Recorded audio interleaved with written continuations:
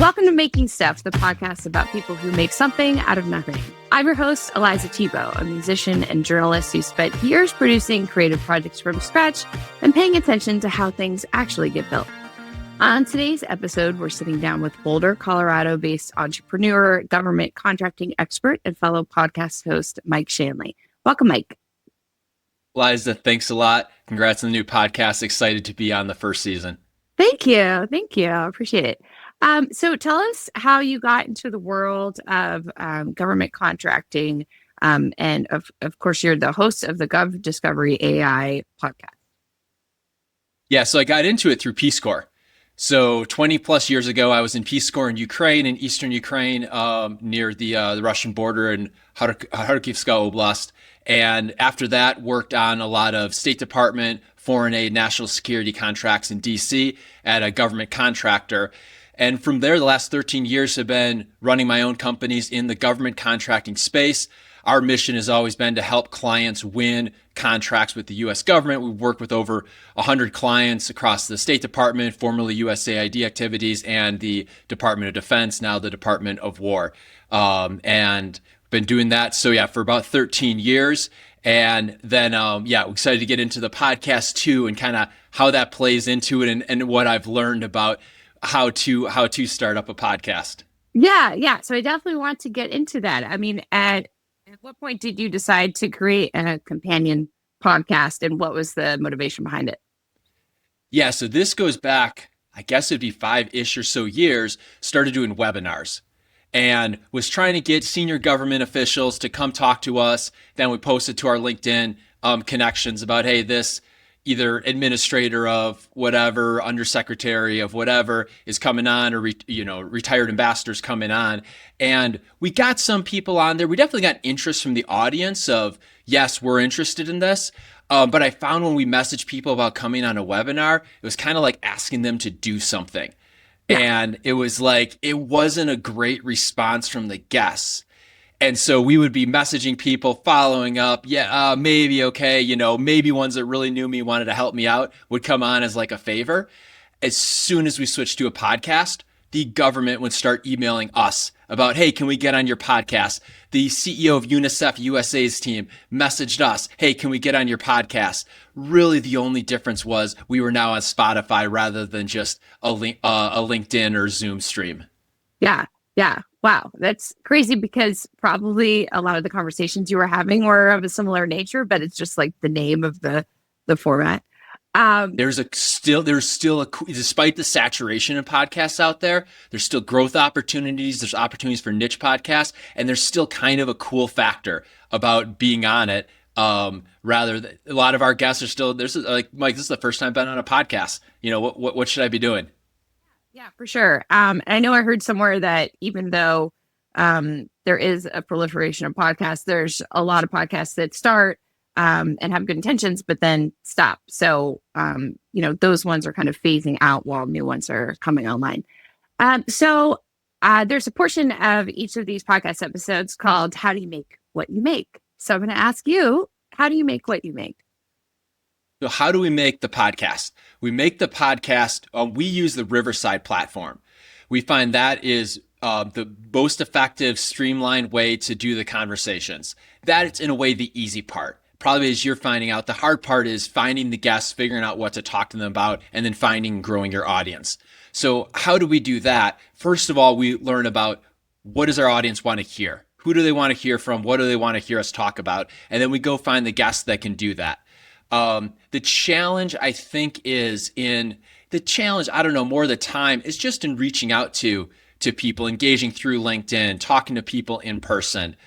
So how we make it is we find people that we want to talk with, that our audience is interested in, and their audience is those that want to win contracts with the Defense Department and the State Department. And then we get them on the podcast and talk about what they want to talk about. On the logistics side, then, we use Riverside. We found that's been great to record and produce everything. And for the promotional side, we really just use LinkedIn. So we're on Spotify. It's the GovDiscovery AI Podcast on Spotify, on YouTube, on all those. But our main promotion channel is really LinkedIn and our email. So that's how we make it. Okay.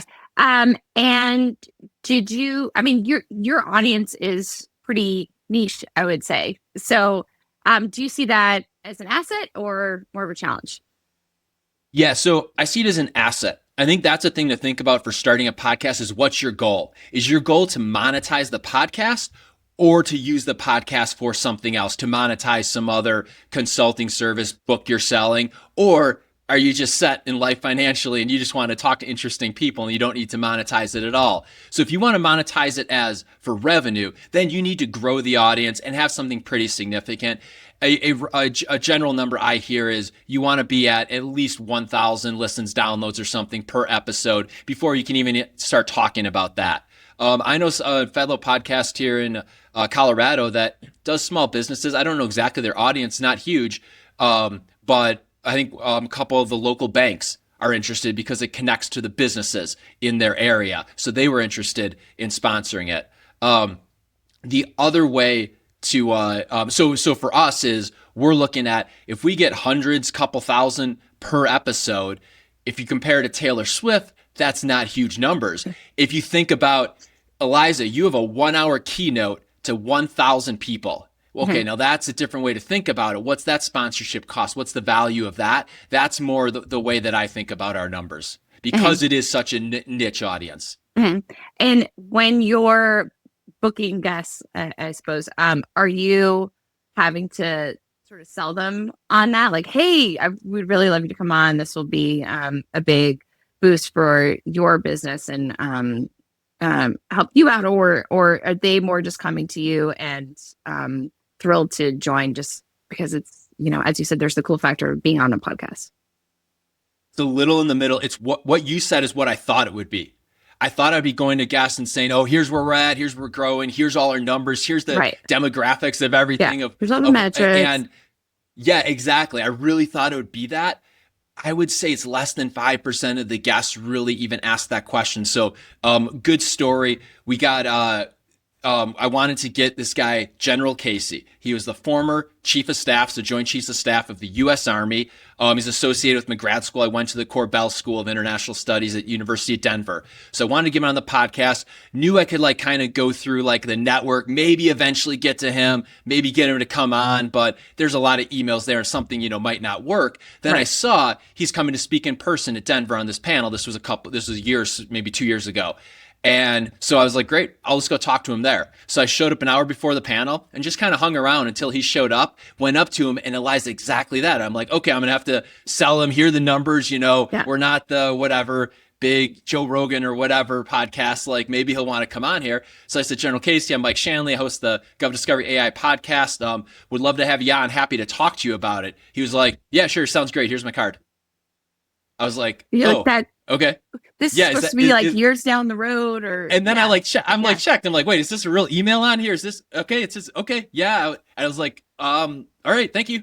I'll message you, and that's it. And then he came. It was great. He came on. We talked for an hour. It was excellent. So yeah, I thought you'd have to sell it. Most people are like, even if you get 100 people, much less a couple thousand of the audience you want to talk to, then yeah, that's totally worth their time. I mean, people do sales calls for 30 minutes or an hour with someone that might be a potential client lead. You engage with your audience? Are there the platforms you use? Do you get a lot of comments and just audience feedback so you have a sense that listeners are getting value out of the program? No. We don't really do anything like that. That's definitely, that's likely just make it. No, it totally matters. We're just, I need to listen to more how to build a podcast to do this. No, we're not good at that at all. We will live stream some of them, but for the most part, we're recording, releasing them. Where I'm getting the feedback then is in person when we're at sales events or just talking to people. Hey, Mike, I've downloaded, really like this. We just had on Dr. Matthew Willis. He's the director of Army Fuse. That's Army's innovation funding. So he's talking about where's the Army making innovation of investments. So there are people, oh, that was really interesting. I like when he talked about that. What we will do then too is talk to our clients about here's our upcoming guests. What do you want me to talk to them about? What questions do you have for them? Just so I make sure that the conversations are really focused on what our audience, what our clients want to hear. Yeah. And are you then in that sense doing any like matchmaking or connecting between the guests? You know what I mean? Like maybe you have a conversation, you're like, oh, you know what? The same topic came up 3 weeks ago when I was talking to so-and-so. I should really introduce you, that type of a thing.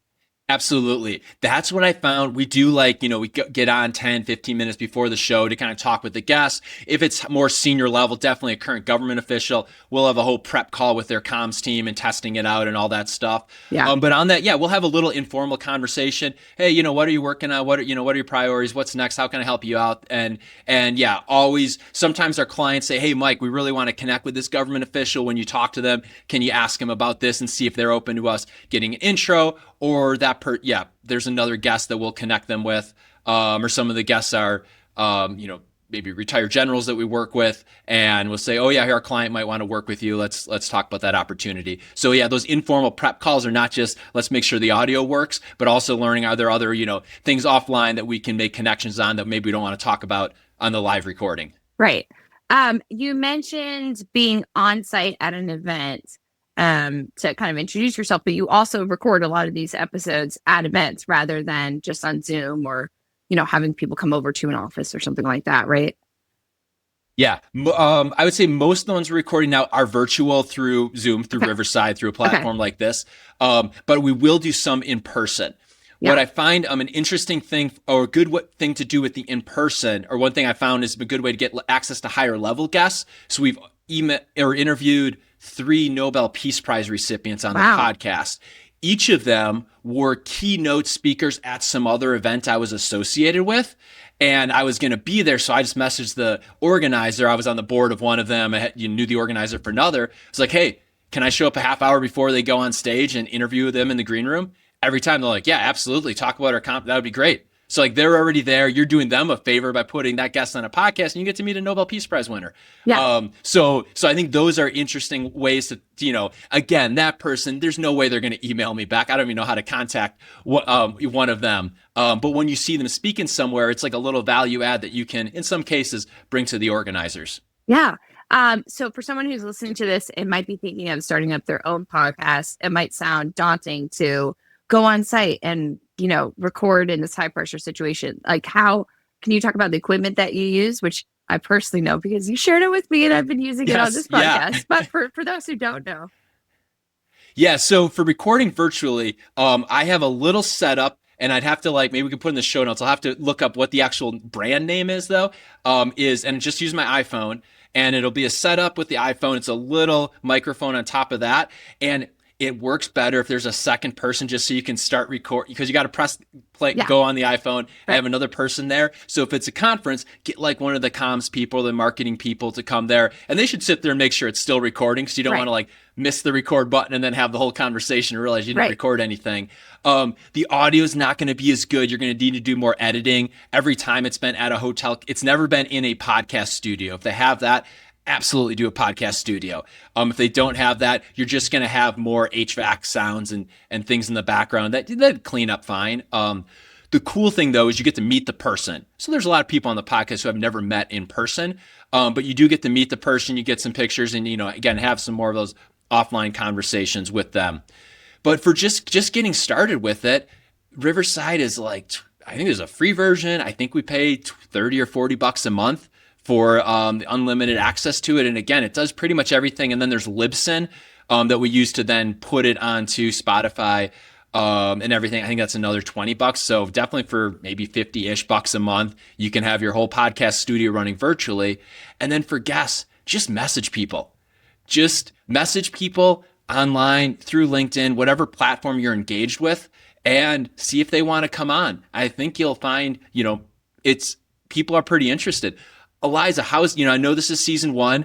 How has it been? So you were doing this. You do have no back episodes to show to guests. How has that process been for you about getting guests for this season? That's a great question. So I have hosted 2 other podcasts. One of them was about local musicians, and I was the host.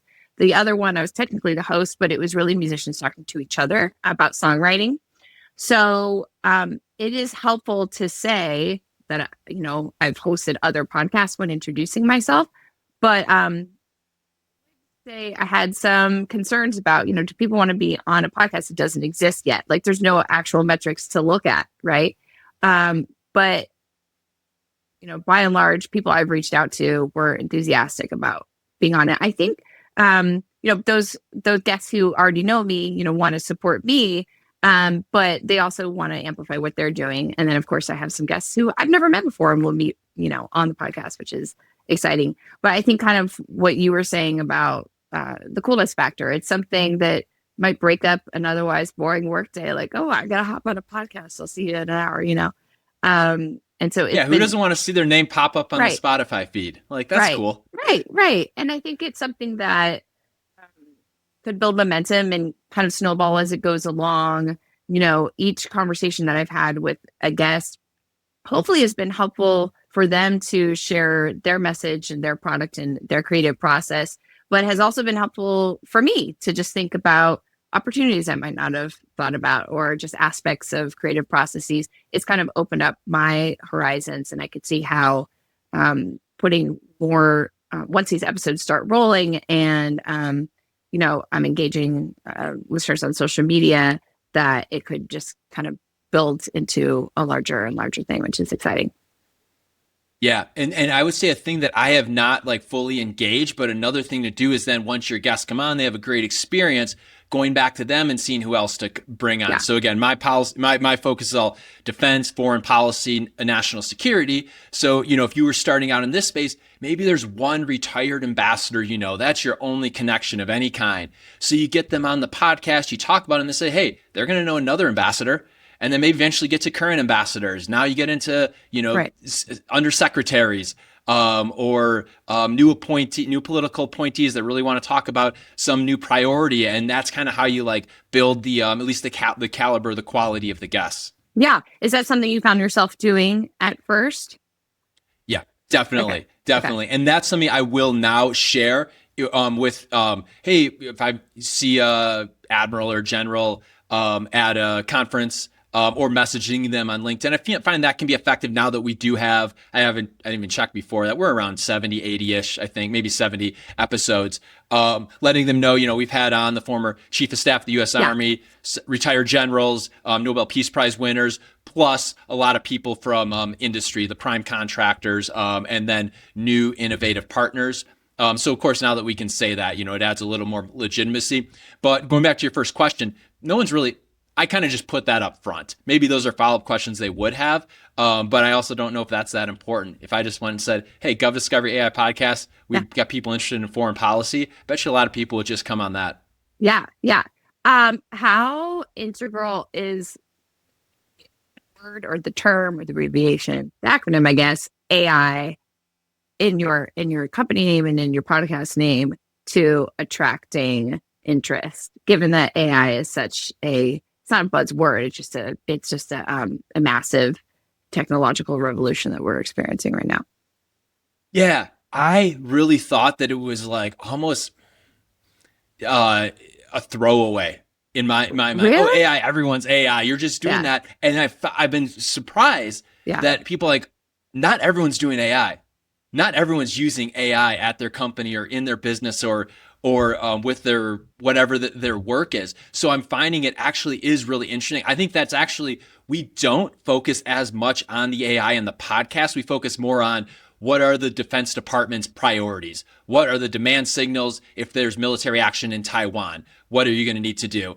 Defense Logistics Agency, what are their supply chain needs for 2026? How can your company be positioned to win contracts for that? We are going to have a couple more coming up on cybersecurity and touching on AI. But yeah, actually, we haven't focused on that as much. When people come to me, though, I think when I'm speaking at different conferences or events or universities, they do want to talk more about AI. And what we do is we're not building an LLM. We're applying AI to a workflow that we know. That workflow is how do you identify, qualify, and win U.S. government contracts from the Department of Defense and the Department of State. So that's what I've been doing for a couple decades now. And then we're just looking at where is AI now better than the human, and where is the human really the most important thing. So Okay. So yeah, it's definitely it's a differentiator. And maybe because we're so deep into it, we don't realize that not everyone really has adopted this yet. Yeah. So that I understand and our listeners understand, are you using AI to identify opportunities for government contractors? Is that essentially where the AI Yes, comes in? we are. And Okay. here's so most of, probably sam.gov Yeah. or anyone that's in the government contract space. That's where all the RFPs are going to be released on there. And there's a Request lot of for platforms that will proposal in case request for anyone. Yeah. proposal. Yes, thank you. Request for proposal. So if Defense Department needs a bunch of more, food, supply chain, or supplies, whatever it is. If there's services, if there's IT cyber services, they'll then release a procurement on there. You bid on it, and then they decide who wins. That's okay. And you have to track that. But what's more important is what do they need before it even shows up on there? So what we monitor are open source intelligence. And we look at the open source intelligence coming out of the Defense Department, from general speaking at industry days to some of them actually on what they're talking on podcasts, on our podcast, on other podcasts, to Department of War press releases and briefings, congressional testimony. We're analyzing all that to identify what are the demand signals for whoever our client's buyer is within the Defense Department. Then we're letting them know, hey, that colonel you sell to and you have a great relationship with, she was just talking last week about this. Next time you talk to her, make sure you mention, hey, I know you're talking about this. Here's how we can help you with that too. And, maybe get some additional work that way. What we really want is that our clients are going to their customer within the Defense Department and saying, I know you need this. Here's how we can deliver that. Okay. So it's not only finding new clients and connecting them with work, but also consulting current clients on how to just sort of stay on top and be like ahead of the game. That's exactly it. That's exactly it. To be ahead of what are the demand signals coming out of the Defense Department, and then where do they match your capabilities? If you're doing again, defense logistics, and we say, hey, the Navy needs you to build more ships, but you don't have the capabilities to build an aircraft carrier, that's not going to be very valuable to you. So we're looking at, we have our whole data set of demand signals, and then we validate them against each client's specific capabilities, and then we deliver that to the client with, here's the demand signal, and here's a suggested solution that you should bring. So a recent one was an Air Force colonel just got promoted or nominated to be promoted to general. So she's going to now have a higher status or a higher rank, within the Air Force. So then we let our clients that are selling to Air Force know, not just, hey, here's the new general, here's her background. Also, here's her background in terms of this is what they're promoting within the Air Force now. Here's what she's done. This is probably suggests these are the priorities. So make sure to, if you know her, son, congratulations. And here's ways to support her now that she's a general. But also, here's what this might signal in terms of what the overall Air Force buying priorities are now, or buying priorities, demand signals are. Wow, that's really impressive. So it's basically technology that just like a really elegant system that's taking all of this data and news and matching it with your clients, and then actual people are discussing that information. And so the magic too is it's still human in the loop reviewed. So an expert reviews for every client. Every week they get a briefing email to us. They don't even have to log into a platform or anything. And what's that briefing has been reviewed multiple times. First of all, the client's capabilities is reviewed. Then we identify, of the hundreds, thousands sometimes of sources we identify, which ones are relevant to a client. That list is human reviewed and human selected. And then the final report is human reviewed before it goes to the client. So all of that just increases the accuracy and the targeting of the opportunities to a client specific capabilities. Yeah, that's great. Well, getting back to the podcast,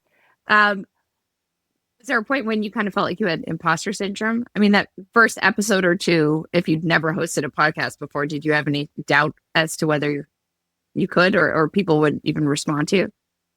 Yeah, of course. And I find I still get it with there's certain guests That once you get, like, we got one coming. Well, I think by the time this is released, that they'll have been on the show. But every time we get to a higher level person, like the first time I interview one of the Nobel Peace Prize recipients, that was like I didn't do anything that day. I just prepped for it and was like, here are the questions. What should I ask about? And the logistics kept shifting for that one. They're like, oh, we're actually gonna be at this building now. We're gonna be at this building. Yeah, and I was like literally actually driving. When you finally arrive. Yeah.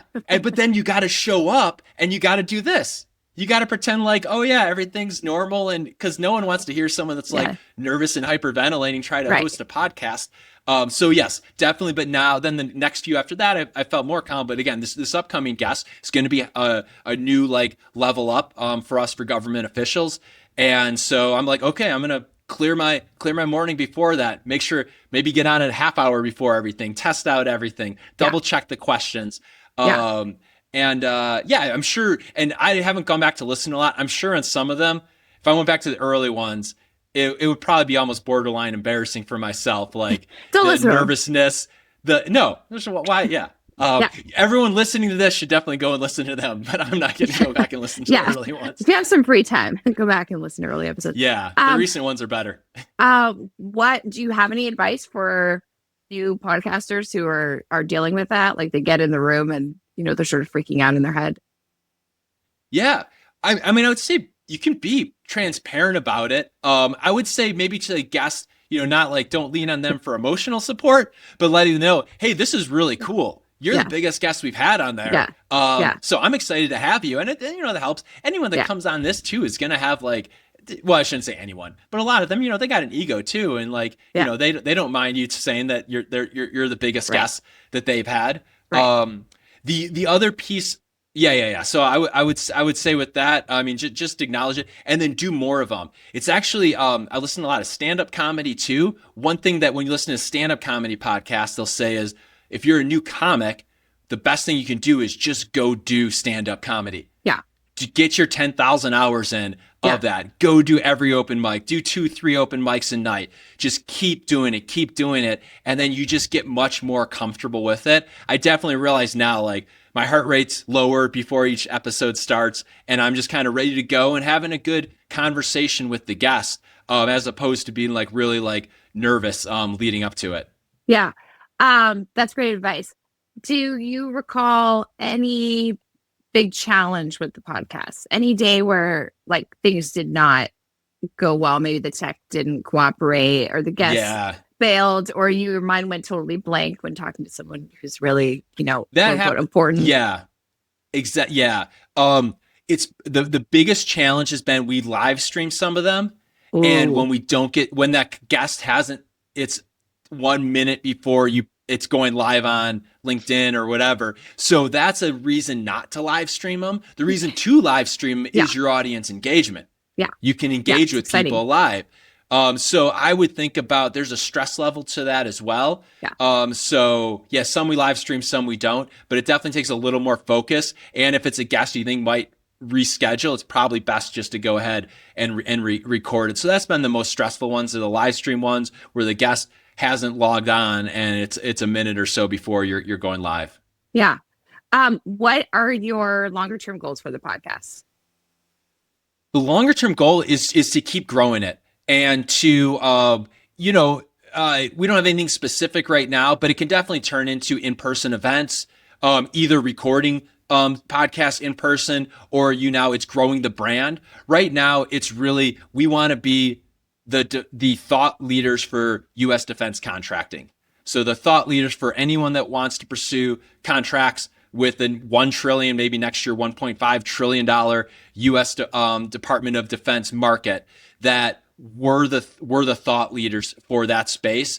And so we're not looking to monetize the podcast, but really just use it to kind of keep getting higher and higher level guests on there, to stay engaged with our audience. And then a lot of people that subscribe to it too, you could send out email updates, but if you're putting out, a podcast regularly and you keep popping up to the top of their feed, it's just another way to stay top of mind with the clients in the market. Great. If you do any live events, maybe think about some branded swag, or do you already have some? Totes, hats, and mugs. Pretty weak. it's pretty weak game right now is the branded stuff. Okay. We have some pens that if you're just going to compare them to other pens are pretty cool, but they're not going to stand up to anything like anything else cooler. So I think we can up level our game at that point or in that area. Okay. I realized yesterday I was recording an episode and it was in person and it was at a table and I had a glass of water. I'm like, this should be in a Making Stuff mug. How come I haven't branded a mug? Like I got to do that. That's a good idea. Yeah. So that I can at least get. You could just Liza, I can get one mug. I can get one mug. Yeah, I think you can do it. Put the GovDiscovery name on it. Yeah. And then we could send that to guests. There's a good idea. Send it to guests out. Here's a thank you. Maybe send it to them before the episode and they're drinking their coffee. In the episode. And then people stop by their office and they're like, what? People are like, what's the GovDiscovery? Oh, is this podcast? Like, let me check it out. Yeah. Yeah. There we go. All right. See? You're welcome. Learning every day. What was I going to ask? Oh, my final question that I ask all the guests is career-wise, what would you do if you weren't making stuff? What would I do? I think I would be a backcountry wilderness guide. Okay. Doing trips to maybe the specialty would be doing extended backcountry trips in the mountains of Kyrgyzstan and Kazakhstan in Central Asia. Okay. I think that's what I would be doing. Probably summer hiking ones. I don't have like avalanche certification or anything for doing backcountry skiing there. And in that terrain, there's really no safety net. You got to have the equipment that you're going to need to get in and out of there. But yeah, I think that's probably what I'd be doing. Okay, it sounds like you've given that a little bit of thought, which is nice. Maybe that's your like retirement Eliza, plan. I think I've given it more thought than I realized. You're like, that's in there. That thought was ready. It just wanted to come out. Yeah. I love it. No one's ever asked that. Yeah. All right. Okay. Cool. What would you be doing? I have to make something. I couldn't not make anything. I mean, so that's not an answer to the question. Travel and do something with my travels that isn't creating something, like live in many parts of the world. But what I want to do is write about it and blog about it and post photos, but that's still making stuff. So it's maybe it's doing tough. your global jazz tour, doing a vlog about doing that tour. On the podcast. Yeah. And maybe if I'm singing all jazz standards, which I did not write, it's not considered making anything. I'm just performing stuff for other people make. Yeah. So maybe strictly covers. Strictly covers. That were well, that's it for this episode of Making Stuff. If you found this conversation engaging or inspiring, you can find more episodes and resources at makingstuffpodcast.com. There you can also buy us a virtual coffee to help us keep the episodes coming. Thanks for listening, and thanks so much for coming on, Mike Shanley. It's great to talk to you. Thanks a lot, Liza. This is awesome. Thanks for having me on season 1. Excited to listen to the other episodes. Awesome.